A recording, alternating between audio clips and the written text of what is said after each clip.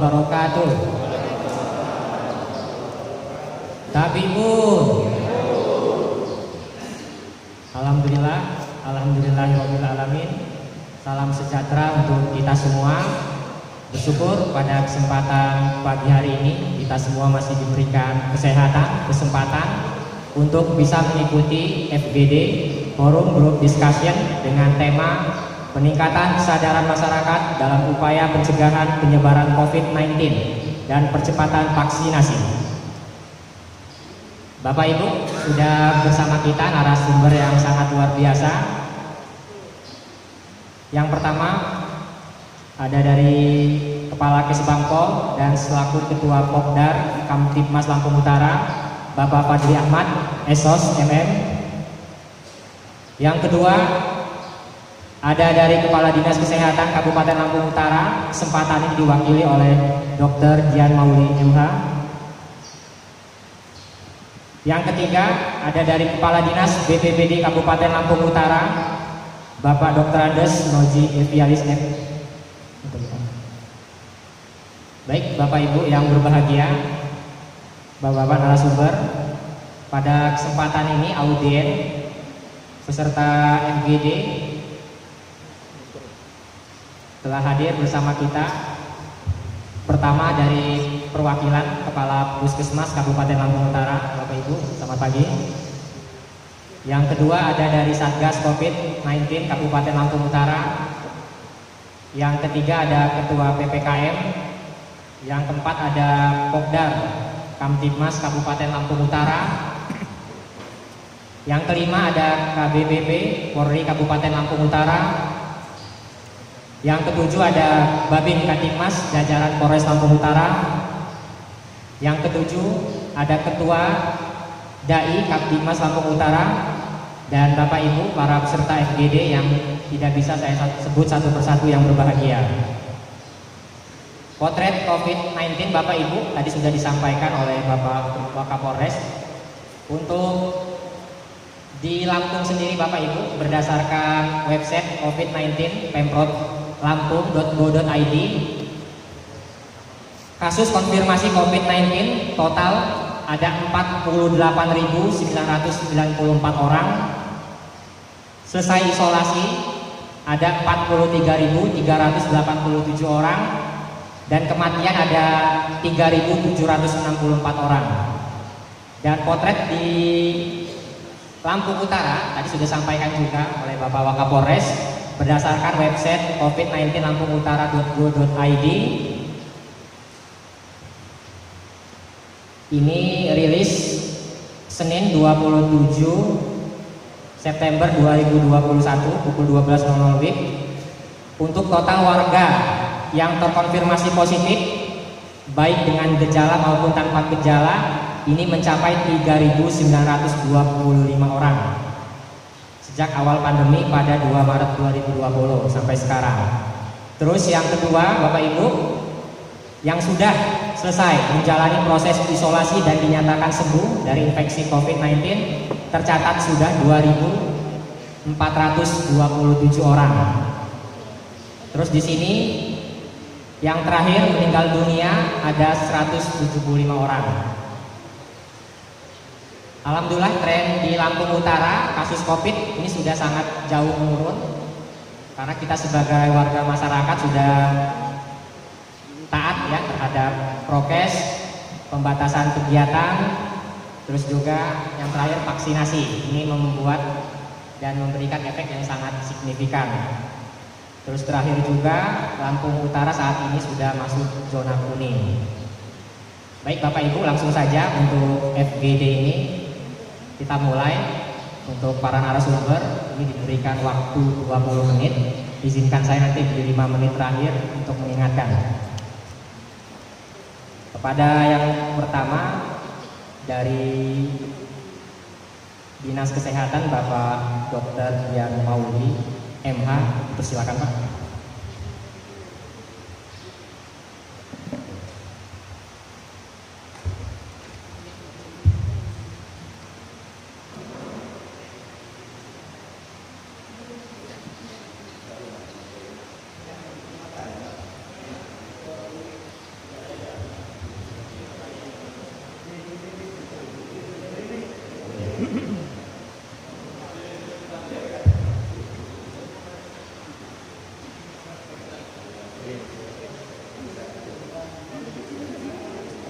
Terima kasih. Assalamualaikum warahmatullahi wabarakatuh.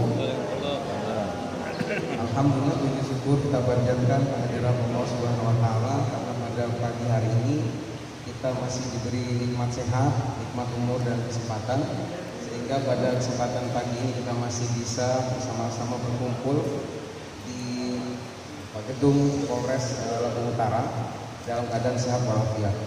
Salawat dan salam semoga senantiasa tercurah pada junjungan kita Nabi Muhammad SAW. Yang saya hormati Bapak Wakapolres Lampung Utara yang saat ini ada di tengah-tengah kita. Yang saya hormati Bapak Kepala BPBD, Pak dari Kesbangpol, kemudian Bapak Ibu Kepala Puskesmas, dan juga Bapak Ibu yang hadir pada kesempatan ini yang tidak bisa kami sebutkan satu persatu. Pertama, kami menyampaikan permohonan maaf dari Ibu Kadis karena sebetulnya beliau ingin bisa hadir bersama kita, tetapi memang karena ada kegiatan yang penting yang bersamaan sehingga menugaskan kami untuk bisa hadir pada kegiatan hari ini. Sebelum saya ke materi, itu juga masih disiapkan. Saya secara pribadi atau mewakili Dinas Kesehatan mengapresiasi kegiatan yang diadakan Pak Kapolres atau Pak Waka ini terkait dengan pencegahan penanganan kita tentang COVID dan juga tentang vaksinasi. Karena memang sampai dengan sekarang, walaupun alhamdulillah kita kasus penambahan COVID ini sudah trennya menurun, sampai dengan sekarang ada penurunan, tetapi memang masih ada kasus-kasus yang ditemukan di beberapa tempat. Tapi jauh penurunannya dibandingkan bulan Juni-Juli. Ya, Juni-Juli itu puncak-puncak kasus itu luar biasa sampai per hari itu bisa penambahan kasus sampai 50 ribuan yang positif. Kalau sekarang sudah menurun di angka 2 ribuan. Alhamdulillah, mudah-mudahan itu memang karena dari upaya kita bersama menangani COVID dan juga khususnya dengan vaksinasi. Juga pada lintas sektor saya ucapkan terima kasih juga atas kerjasamanya. Di Lampung Utara juga terjadi penurunan kasus. Ini pasti tidak lepas dari kerjasama yang baik antara Dinas Kesehatan, ada BPBD, Satgas, kemudian Babin Kamtibmas dan komponen masyarakat yang sama-sama kita berjuang melawan COVID-19. Belum bisa.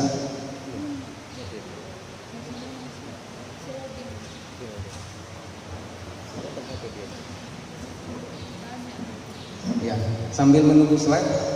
Jadi kabar baiknya Bapak Ibu,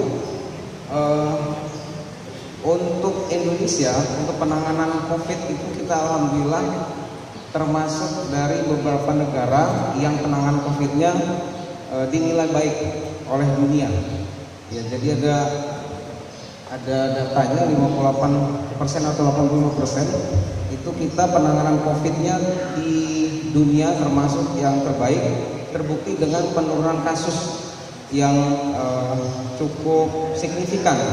Sampai dengan hari ini untuk wilayah Lampung, Provinsi Lampung, dari 14 atau 15 kabupaten kota, alhamdulillah kita sekarang ada di zona kuning. Yang sebelumnya ada zona merah, oranye. Sudah 2 minggu ini kita berada di zona kuning. Artinya COVID ini bisa terkendali. Kita berharap mudah-mudahan minggu depan kita ada di zona hijau dan seterusnya.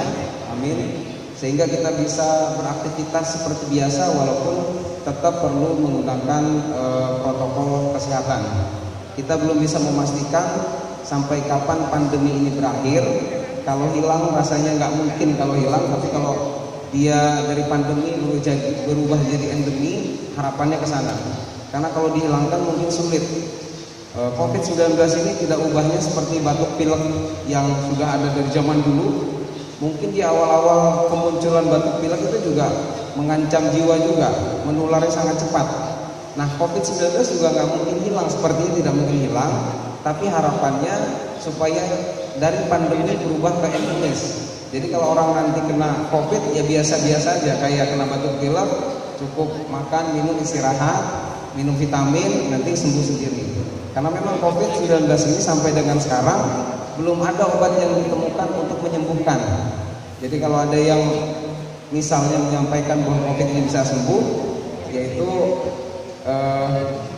belum bisa dipastikan atau infonya tidak benar.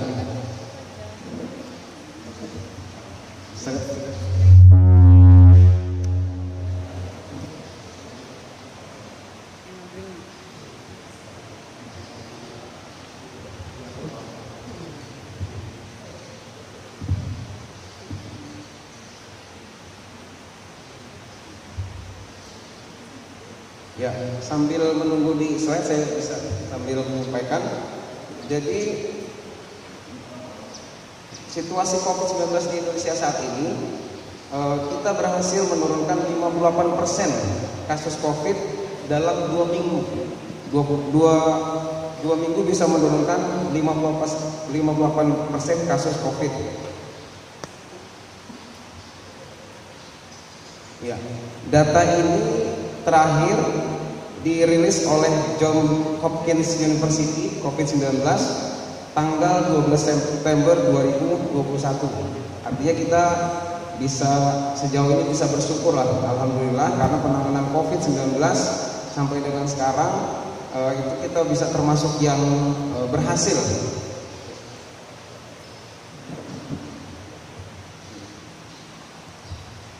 Ya, bisa berhasil menangani COVID. Mudah-mudahan dengan program dari pemerintah dan juga dengan dukungan semua pihak, pemerintah dan masyarakat, kasus ini bisa terus ditekan sehingga kita yang sekarang di zona kuning itu bisa ke zona hijau, dan yang pandemi tadi bisa menjadi endemik.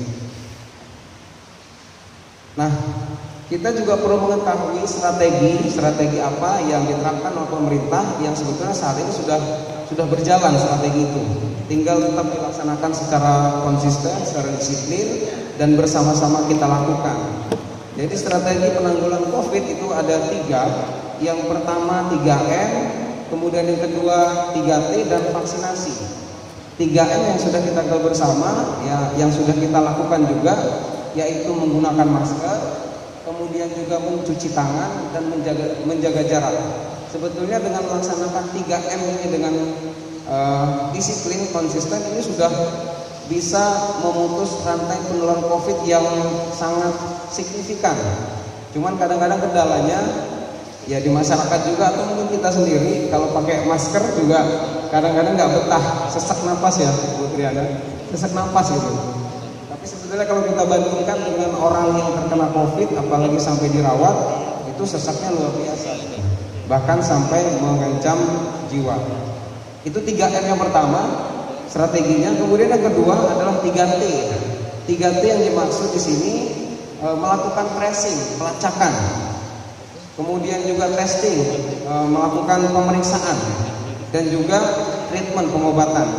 Nah, untuk pelacakan ini sudah kita lakukan juga, kerjasamanya sudah lebih baik antara TNI, Polri, Dinas Kesehatan. Sudah setiap subuh itu bapak-bapak dari TNI, dari Polri, dari kepolisian itu sudah dapat WA atau SMS subuh ya. Itu menginformasikan kalau misalnya di wilayah kecamatan di Lampung Utara ada yang positif. Mau dia dari terbacanya nanti misalnya orang Lampung Utara yang berobat di Jakarta positif, alamat di Lampung Utara, nanti laporkan ke daerah kita, ke Kabupaten Lampung Utara, lebih spesifik lagi di kecamatan mana atau desa mana. Ini setiap subuh itu sudah berjalan. Kemudian juga dari TNI juga sama seperti itu. Jadi kalau ada penambahan kasus setiap harinya sudah langsung tercatat dan langsung dilakukan tracing. Kita juga di seluruh kecamatan sudah ada tim tracer. Tim tracer itu fungsinya kalau ada yang positif langsung turun ke lapangan, ke lokasi untuk melakukan pemantauan. Kemudian hal-hal apa yang perlu dilakukan, bantuan atau pertolongan terhadap pasien yang sedang isolasi mandiri di rumah atau ada kontak erat lainnya. Kemudian testing di sini dimaksudkan adalah pemeriksaan rapid antigen dan juga pemeriksaan swab PCR. Nah, perlu saya sampaikan di sini untuk menyamakan persepsi juga bahwa saat ini untuk pemeriksaan hasil rapid antigen, kalau hasilnya positif itu sudah bisa dipakai untuk mendiagnosis COVID-19. Kalau dulu sebelumnya kan harus di PCR. Nah sekarang dengan rapid antigen itu sudah bisa untuk diagnosis COVID-19. Tetapi memang harus ada data tambahan. Misalnya dia termasuk kontak erat atau dia ada gejala-gejala tanda yang mengarah ke COVID, kemudian dilakukan pemeriksaan antigen dan positif, itu sudah bisa menegakkan diagnosis bahwa orang tersebut memang positif COVID-19. Tidak perlu lagi dilanjutkan untuk pemeriksaan PCR. Ini yang perlu kita samakan persepsi, karena di masyarakat kadang-kadang sudah di antigen, sudah positif tapi masih ragu-ragu dan minta di PCR. Sementara pemeriksaan PCR itu harus kita kirim ke Bandar Lampung dan hasilnya